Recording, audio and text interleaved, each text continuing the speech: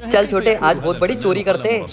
ए जी मैं भी चलूंगी ना। नहीं, तुम आती हो और हमारा सारा काम बिगाड़ देती हो। ए जी प्लीज ले चलो ना, मैं कोई काम नहीं बिगाड़ूंगी। भैया ले चलो ना भाभी को। ठीक है चलो।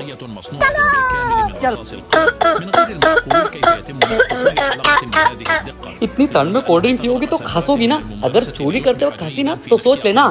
ठीक है जी। चलो। तुम फिर से कोल्ड ड्रिंक पीने लग गई, फेंको उसको।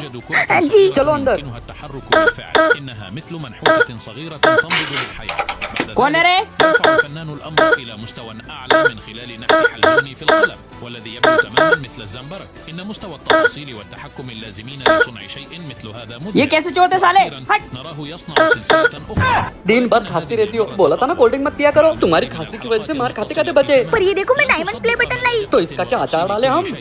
किस किस को कोल्ड ड्रिंक पीने से खांसी आती है तो कमेंट में जरूर बताना।